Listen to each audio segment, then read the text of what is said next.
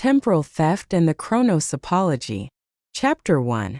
The first thing Dr. Aris Thorne stole was a second. It wasn't a metaphorical second. It wasn't a feeling of a moment stretching. It was a precise, quantifiable, and utterly impossible unit of time, surgically excised from the flow of the universe. One moment, the digital clock on his lab bench read 11:47 and 32 seconds a.m. The next, it read 11:47 and 33 seconds a.m. But Aris, his heart hammering a frantic rhythm against his ribs, had felt the gap. A hiccup in reality. A silence that rang in the bones, not the ears. He had done it. After 12 years of ridicule, of grant rejections, of being called a brilliant physicist who had tragically lost his way into the weeds of philosophical fantasy, he had proven it. Temporal energy could be isolated. It could be contained.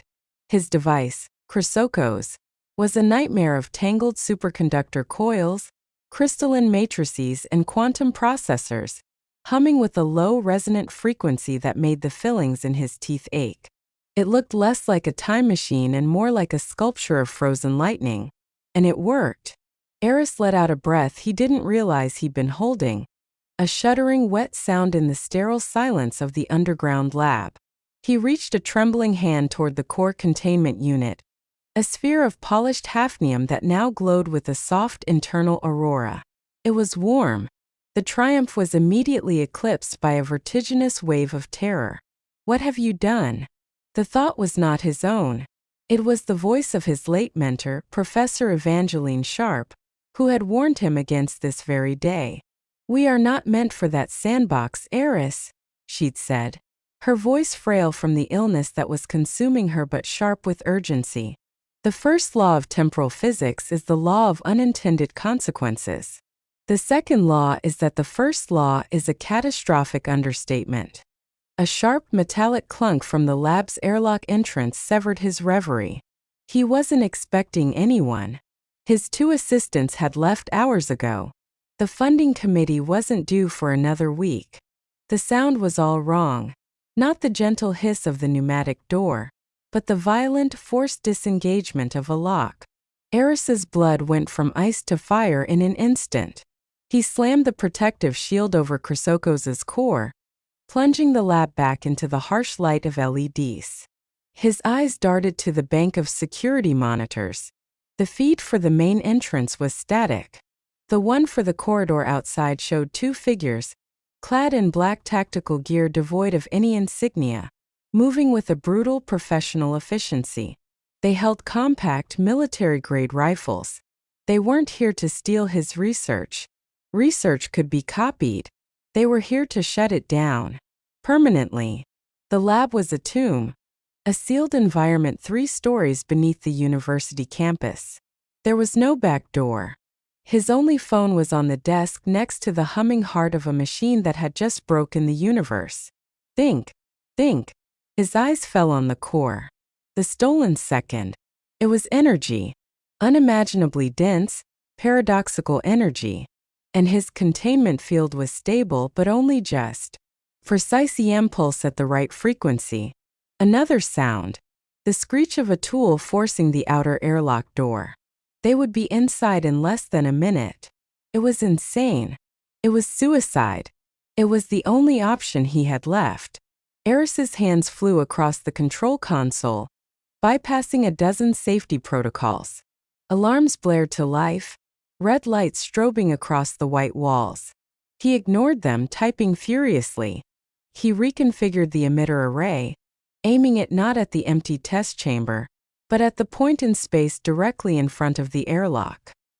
He calculated the temporal displacement field in his head, the numbers a frantic prayer. The inner airlock door began to slide open. Aris didn't look up. He poured every joule of the building's power, every ounce of the stolen chronon energy, into the final command. He saw the first black boot step onto the lab floor. He slammed his palm down on the activation rune. The world didn't explode. It unfolded. Sound ceased to exist. Light bent, stretching into impossible curves like taffy. The two figures in the doorway were silhouettes in a melting painting, their movements stretching into eons, their rifles drooping like wet clay. Aris felt a nauseating lurch, not in his stomach but in his soul. He was falling sideways through reality. And then the scream. It wasn't a human sound. It was the sound of physics itself being tortured, a shriek of rending spacetime that came from everywhere and nowhere at once. The air in front of the airlock rippled, and for a fraction of a second Aris saw it, a window into pure chaotic potential. A glimpse of a city skyline he didn't recognize under a bruised purple sky. A flash of a desolate, frozen wasteland, the brief, terrifying image of his own face, aged and scarred, screaming a warning back at him. The field collapsed. The recoil was physical. It threw Aris backward off his feet. He crashed into a rack of sensitive instrumentation, glass shattering, wires sparking. The emergency sprinklers kicked on, drenching him and hissing on the overheating equipment. Smoke and steam filled the lab. The strobing red lights cut through the haze like bloody fingers. Aris pushed himself up, his head ringing, his body one giant bruise. Chrysoko's was dark, dead. A catastrophic energy drain. He had poured a second of time itself into a single localized point, and the universe had fought back. He stumbled toward the airlock, his shoes crunching on glass. The two figures in black were on the ground. Not unconscious. Not dead. They were wrong. One was curled in a fetal position, shaking violently. He was mumbling, his voice a high, childish whimper. The colors, make the colors stop. His eyes, wide with terror, were fixed on something far beyond the ceiling of the lab. The other was older, his face visible now where his helmet had been thrown clear. He was staring at his own hands, turning them over and over as if he'd never seen them before. His rifle lay forgotten beside him. As Aris approached, the man looked up. His eyes were clear, but filled with a profound, unsettling knowledge. He didn't attack. He didn't reach for his weapon. He just looked at Aris, and a slow, grim smile spread across his face. "Thorn," the man said, his voice raspy but calm. "You have no idea what you've just started." He began to laugh, a low, hopeless sound that was far more terrifying than any scream. "The loop is closed. She told you not to. She told you, and you didn't listen." Aris froze. "What? Who told me?" The man's laughter subsided. He looked at Aris with something akin to pity. "The you from before. Or the you from after. It gets so hard to tell." He winced, clutching his head as if in sudden pain. "The apology is coming. And it is angry." Then, before Aris could react, the man's eyes rolled back in his head. He convulsed once violently and went still. A fine trickle of blood seeped from his ear. Sirens wailed in the distance. Campus security. Or worse, the people these men worked for. Aris stumbled back, his mind reeling. The apology? A loop? He looked at the dead man, at the child soldier weeping on the floor, at his ruined world-breaking machine. Professor Sharp's voice echoed in his head, a ghost from a simpler past. The law of unintended consequences. He had to run. He had to understand. He had to find out what the Chronos apology was and why it was angry.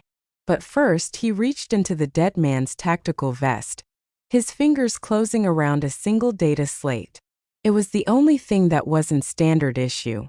It was the only clue he had. As he fled the lab, up into the blinding, normal sunlight of a world that had no idea what he had just done, one thought screamed in his mind, a perfect loop of terror and determination. What have I started? The data slate was cold and inert in Aris Thorn's hands, a stark contrast to the feverish heat of his own skin. He'd been running for 3 hours, guided by nothing but panic and the fading adrenaline that had propelled him out of the lab's service tunnel and into the choking anonymity of the city's rain-slicked streets. He was a ghost in a world that felt suddenly terrifyingly solid. Every passing car was a potential threat. Every pedestrian's glance felt like a targeting laser.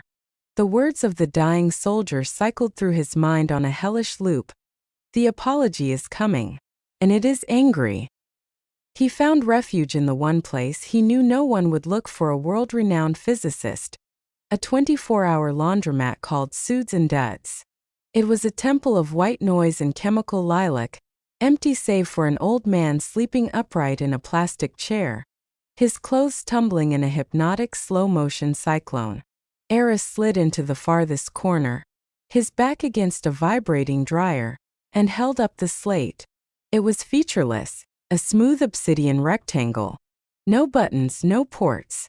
He turned it over and over, his frustration mounting. It was a brick. A dead end. In a fit of despair, he pressed his thumb against the center of the screen, half expecting nothing. The slate flared to life. A complex, swirling symbol glowed a soft cerulean blue. A double helix intertwined with a Mobius strip, all contained within a perfect circle. It was the logo of the Kronos Corporation, the world's largest and most secretive private R&D firm. The very organization that had, for years, offered him blank check funding, which he had refused out of principle. Their interest in his work had always felt predatory, a biometric lock, and it had recognized his thumbprint. The symbol dissolved, replaced by a single line of text in a sleek, minimalist font. Asset retrieval. Operation Mobius. Status: active. Primary target: Dr. Aris Thorn. Directive: acquire and contain. Priority: Alpha 1. A cold knot tightened in his stomach. They weren't just trying to stop him. They were trying to collect him. He was a loose variable in an equation he didn't understand. Beneath the directive was a live feed. A satellite image, terrifyingly high resolution. It was a real-time view of the laundromat. He could see the heat signature of the sleeping man, the warm glow of the dryers. And there in the corner a bright human-shaped blob of terrified body heat. Him. He was looking at himself from space. Aris shot to his feet, the slate clattering to the floor. They were watching. Right now. As if on cue, two black SUVs with tinted windows slid to a silent stop outside, blocking the exits. Doors opened. Men in dark, unmarked uniforms emerged. They moved with the same fluid, lethal efficiency as the team in his lab. These were not campus security. The old man in the chair snored on, oblivious to the invasion. There was no back door.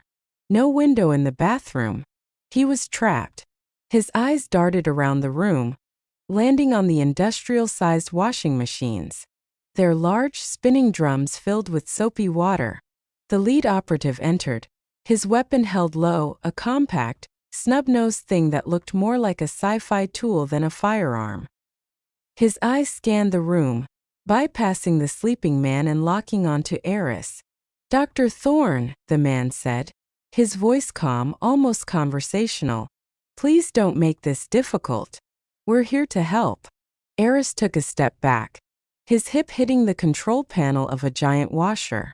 His hand fumbled behind his back, fingers finding the large, protruding dial for the wash cycle. "Help me with what?" Aris stammered, buying milliseconds. "You tried to kill me." The operative's mouth twitched. It wasn't a smile. The team at the lab was overzealous. Their directive was containment. Their methods were their own. "We represent a more nuanced approach. The Kronos Corporation would like to understand what you've done.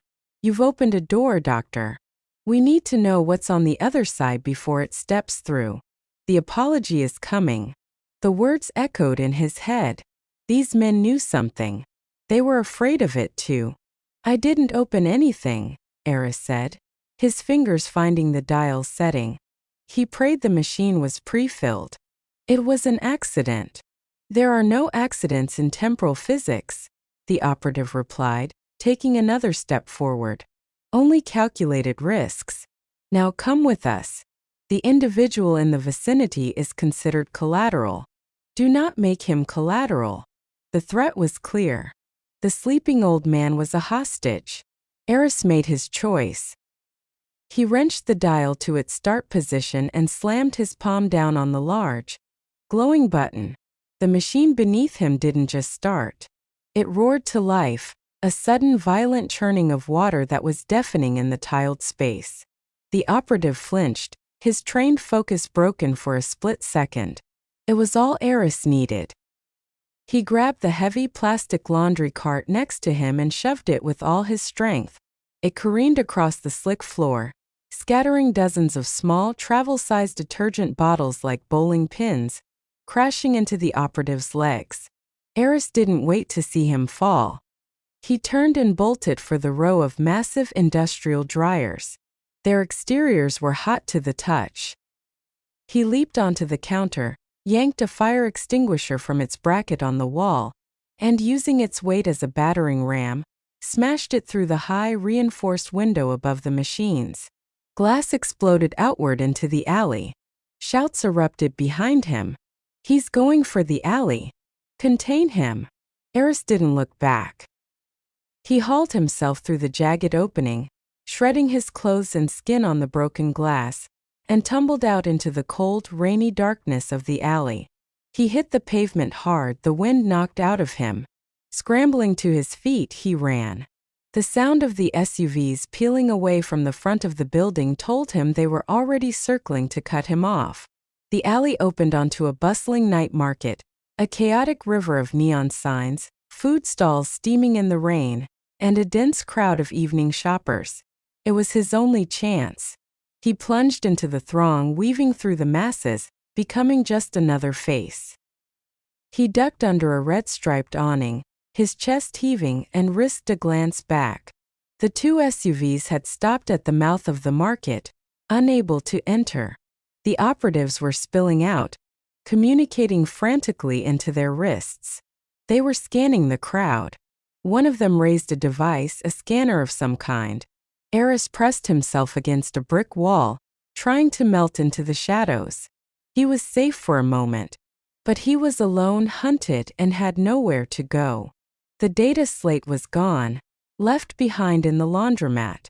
All he had were the words of a dead man and the terrifying, first-hand knowledge that he had broken the world. Then a hand closed around his arm. Aris jumped, a cry of alarm dying in his throat as another hand clamped over his mouth. He was pulled backward, deeper into the shadows of a narrow, unlit corridor between two buildings. He struggled, expecting the cold muzzle of a weapon, the grip of a Kronos operative. Instead, a voice, low and urgent, whispered in his ear. It was a woman's voice. "Stop fighting, you idiot. If I was with them, you'd already be sedated and in a van." She released him. Aris spun around, ready to bolt or swing a punch. The woman standing before him was drenched, her dark hair plastered to her face. She wore a worn leather jacket and had a fierce, impatient look in her eyes. She held up her own hand. In it was an identical obsidian data slate. "They're triangulating your biosignature through the rain," she said, her words coming in a rapid, no-nonsense torrent. "The nanites they hit you with in the lab have a half-life of 12 hours. You're a walking beacon. They'll have your position in about 30 seconds. Aris stared at her, utterly bewildered. "Nanites? What are you? Who are you?" The woman didn't smile. She grabbed his hand and pressed something cold and metallic into his palm. It was a simple, old-fashioned silver locket. "There's no time for answers," she said, her eyes flicking toward the entrance of the alley. "Only survival. Go to this address. Ask for Kale. Tell him Aris sent you. And tell him," she hesitated, a flicker of something like grief crossing her features. "Tell him the loop is tighter than we thought. Now run." She gave him a hard shove toward the opposite end of the alley, just as the first black-clad operative appeared at the other end, his scanner beeping insistently. "Hey! Stop!" the operative yelled. The woman Alara stepped out into the open, directly into the operative's path. "Looking for someone?" she asked, her voice dripping with a challenge. Aris didn't wait to see what happened next. He ran. As he burst out onto another street and hailed the first automated cab he saw, the only thing in his world was the cold weight of the locket in his hand and the burning unanswered question. Who was Alara? And how did she know about the loop? The automated cab was a sterile, silent pod, a stark contrast to the chaos Aris had just escaped. The rain streaked diagonally across the windows, blurring the neon-lit city into a watercolor smear of anxiety.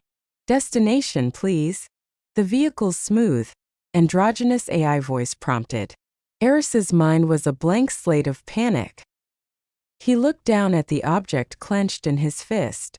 The silver locket was cool and simple, etched with a pattern of interlocking gears, an antique in a world of smart matter and holograms. His thumb found the catch and flicked it open. Inside wasn't a picture. It was an address laser-etched in a tiny, precise font. 87 1/2 Rittenhouse Lane. And below it a single letter sigma. Sigma, the mathematical symbol for summation. For a total. For an end. 87 1/2 Rittenhouse Lane, Aris said, his voice hoarse. Calculating route, the AI replied. Estimated arrival in 6 minutes.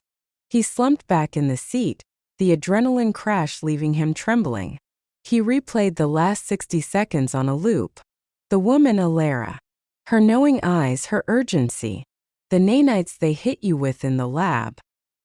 He thought of the prick he'd felt when he'd crashed into the sparking equipment.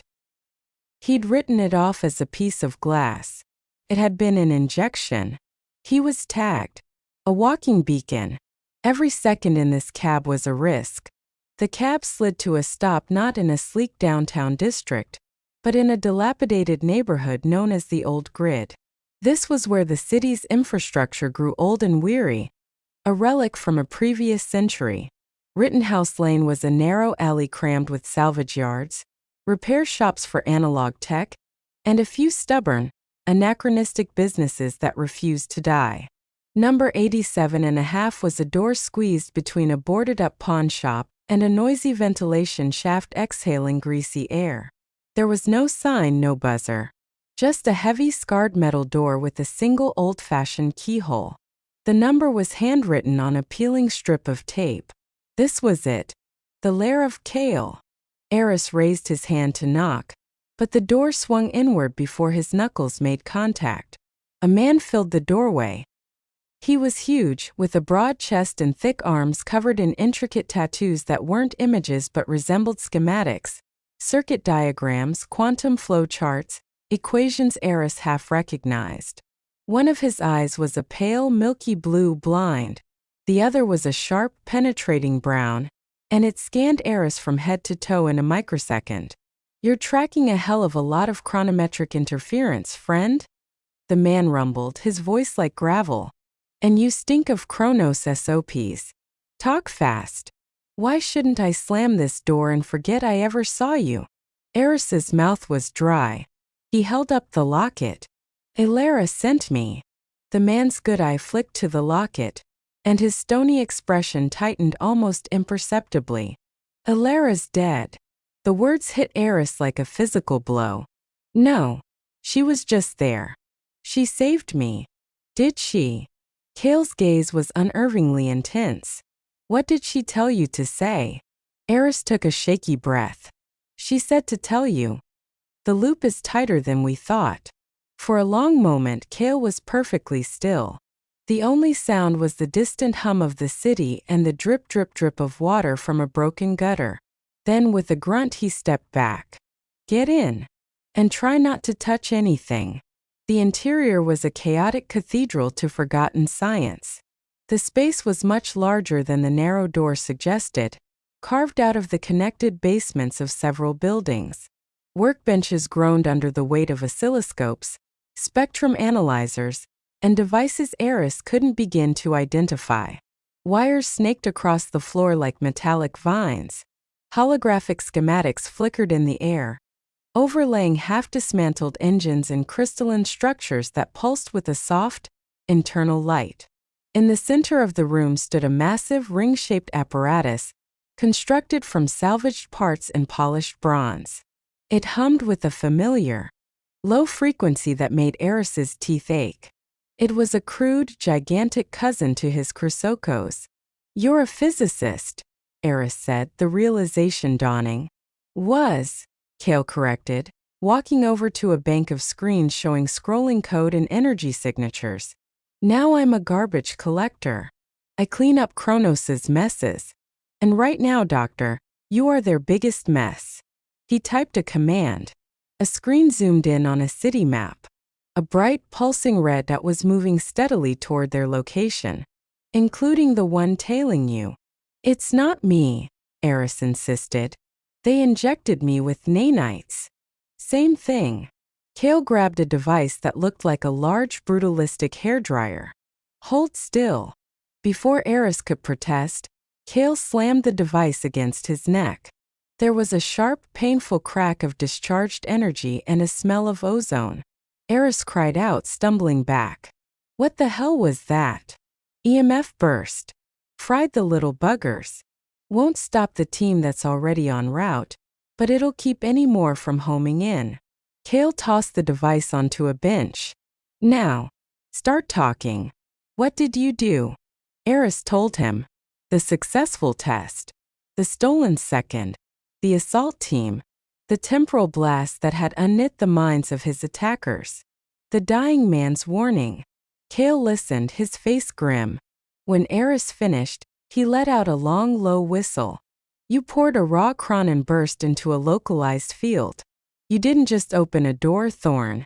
You kicked it off its hinges and blew a hole in the wall next to it." He pointed to the large ring device. "I just looked through the keyhole. You idiot. You've drawn its attention directly." "It's," Aris asked, dread coiling in his gut. "The apology?" "It's what we call it," a new voice said from the shadows. Aris spun around.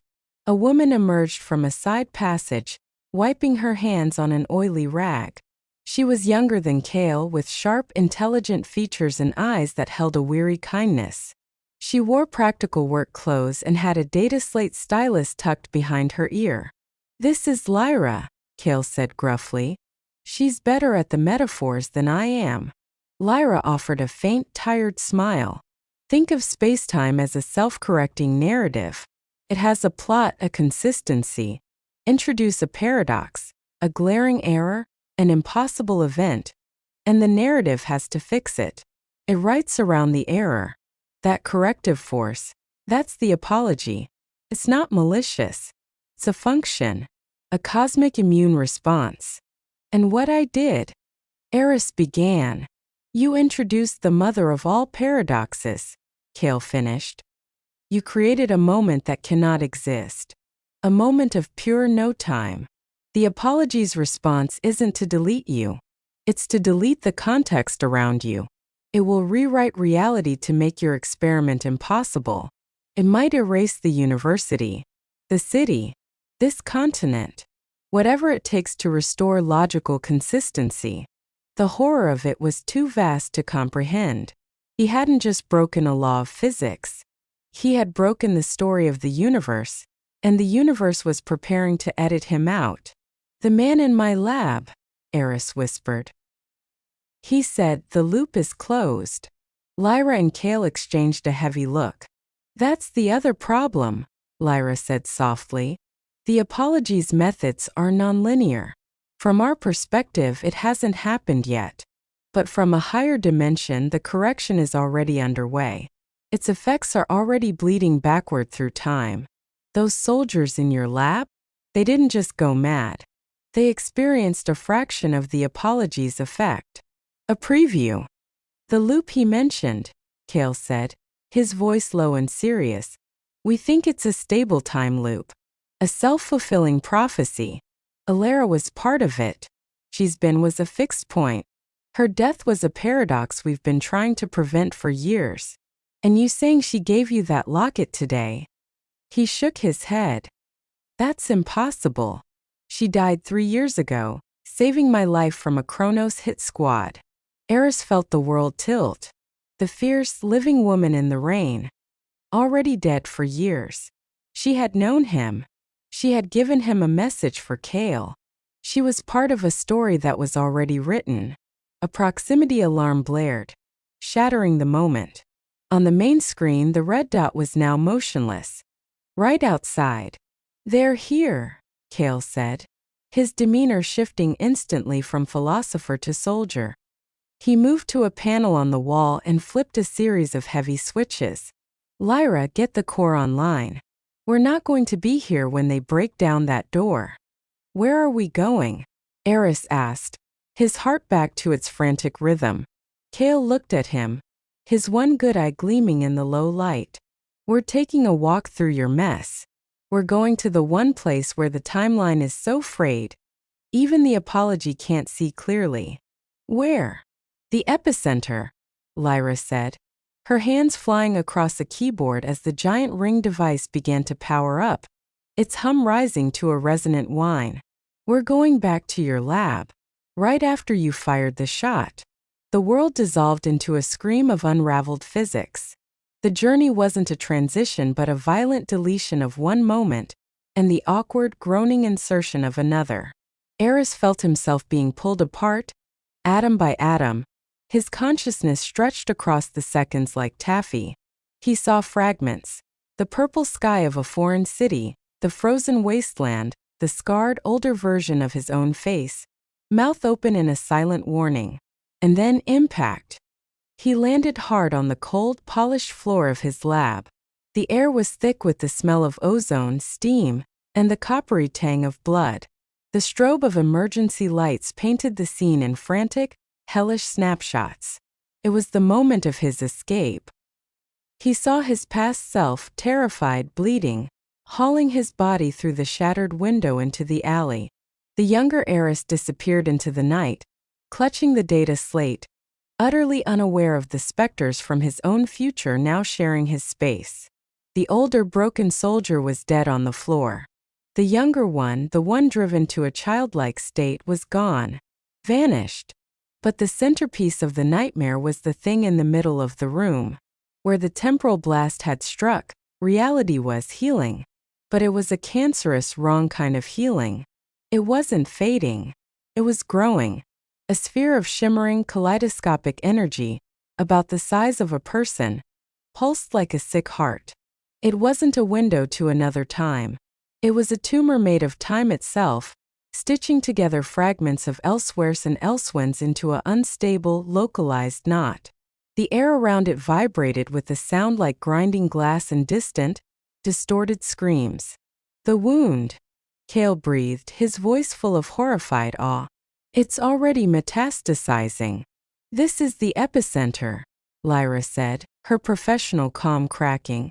"The apology isn't just coming. It's here. It's trying to suture this shut by any means necessary, stitching in incompatible realities. When it's done, this entire region will be a nonsensical patchwork that will collapse under its own paradox." Aris's eyes were drawn to the core of the tumor. Within the swirling chaos, he saw fleeting, familiar images. The Kronos Corporation logo, the pages of Professor Sharp's handwritten notes, the silver locket, Alara's face. The apology was using the symbolic building blocks of his life, his paradox, to build its correction. "It's using me," he whispered, a profound horror washing over him. "My memories. My work. It's building the prison out of my own life." "There's only one way to stop a self-correcting narrative," Cale said, hefting a device from his pack. A brutal, spike-ended thing that hummed with destructive potential. "You have to give it a better ending." "A better ending?" Aris asked, tearing his eyes from the wound. "You can't fight the apology. It's a force of nature. But you can satisfy it. You have to complete the loop. Not with a paradox but with a resolution. You have to give it an ending so logically consistent, so emotionally true, that it accepts the story and stops trying to rewrite it." "How?" Cale looked at him, and for the first time, Aris saw not a warrior, but a tired, broken man who had been fighting this battle for too long. "You have to become the author. You have to go in there. Lyra grabbed Kale's arm. Kale, no. The energy in there, it's pure paradox. It will unmake him. It's the only way, Kale said, his voice gentle but firm. The story is about him. He's the protagonist. The climax has to be his. He turned to Aris. The device is a temporal anchor. It will create a bubble of stable time around you for a few seconds, long enough for you to do what needs to be done. What needs to be done? Aris asked, his voice trembling. You'll know, Kale said. The story will tell you. The wound pulsed, growing larger. The walls of the lab began to flicker, momentarily replaced by the crumbling facade of an ancient temple, then the sterile white hall of a Chronos facility. There was no more time. Aris took the device. It was cold and heavy in his hands. He looked at the raging storm of time, this thing he had created.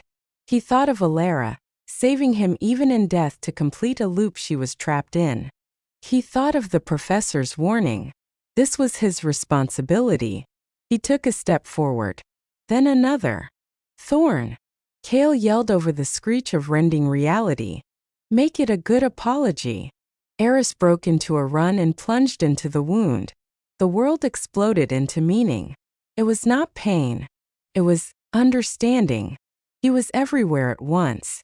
He was a child reading a physics book for the first time. He was an old man dying alone. He was Alara, throwing herself in front of a Chronos energy bolt meant for Kale. He was Professor Sharp, writing her warning in a journal, tears staining the page. He saw every choice, every branching path his life could have taken, all swirling around him in a beautiful, terrifying tapestry. And at the center of it all was the seed of the paradox. The moment he stole the second, he saw it not as a point but as a thread pulled loose from the fabric. The apology was frantically trying to weave that thread back in, but it was pulling threads from other tapestries, creating a tangled, unstable mess. He understood. He couldn't undo what he had done. The stolen second existed. To deny it would make the paradox worse. He had to accept it. He had to incorporate it. The temporal anchor was failing. He could feel his own timeline beginning to fray. He knew what to do. He raised the anchor device, but not as a weapon. He reprogrammed it on the fly, his mind moving faster than it ever had, using the infinite knowledge of the wound itself. He turned it from a destructive spike into a needle, a loom shuttle. He took the thread of the stolen second, and he began to weave. He didn't sew it back into its original place. Instead, he wove it through every life he had touched. He gave that lost second to Alara, a fractional moment of hesitation that allowed her to survive the Chronos bolt, not to change her fate, but to give her the choice to meet her end on her own terms. He wove it into Professor Sharp's research, a moment of clarity that made her warnings more explicit, her notes a clearer guide for him. He wove it into the mind of the dying soldier, turning his grim smile of hopeless knowledge into a smile of peace, of understanding the necessary sacrifice.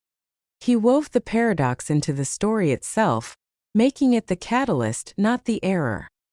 He saved the last bit of thread for himself. He saw his younger self fleeing into the rain. He wove the memory of this moment, this ultimate understanding, back into his own mind. Not as a clear memory but as a deep, unshakable instinct. A certainty that would guide him, that would lead him to the laundromat, to Alara, to Kale, right back to this exact point. He was not breaking the loop. He was perfecting it, making it stable, making it true. The apology ceased its frantic scrambling. The screaming of realities faded. The wound began to calm, the chaotic energies softening, harmonizing. It was no longer a cancer. It was a scar. A healed-over, strong part of the universe's fabric, rich with history and meaning. The temporal anchor failed completely. Aris Thorn felt himself unraveling. He had poured his own chronology into the loom to power it. He had spent his life, his past and his future, to pay for the stolen second. He did not feel pain. He felt a profound and utter completion. The last thing he saw was not the lab but a quiet room. An older version of himself, the one from his visions, sat at a desk. He was writing in a journal. He looked up and his eyes, Aris's own eyes, were clear and filled with a deep, hard-won peace. He nodded, a silent gesture of thanks from one end of a life to the other. Then the older man turned back to his writing, and the page filled with a single elegant equation, the unified theory of time, not as a force to be conquered, but as a story to be lived. Epilogue. Cale and Lyra watched as the light in the lab faded from a screaming rainbow to a soft, gold glow, and then to nothing. The air was still. The wound was gone. The lab was just a ruined lab. On the floor where the sphere had been, a single object remained. The silver locket. Cale walked over and picked it up, his hands trembling. He opened it. The address was gone. In its place was a tiny perfect key. Lyra looked at the readout on her scanner.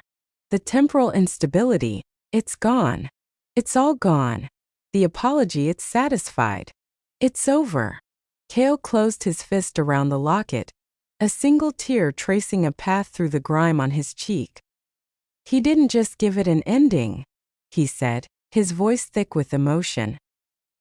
He gave it a good one. Months later, in a quiet university archive, a young postgraduate student was cataloging the effects of the late, great Professor Evangeline Sharp. She opened a dusty journal that had been misfiled for years. Tucked within its pages, she found a single-aged photograph. It showed Professor Sharp, much younger, standing between two students. One was a fierce-looking young woman with dark eyes, Alara. The other was a young man with a brilliant, eager smile, Aris Thorne. They were all laughing. The student turned the photo over. On the back, in Professor Sharp's distinctive handwriting, was an inscription. With Aris and Alara, the two best students a teacher could ask for. The future is bright.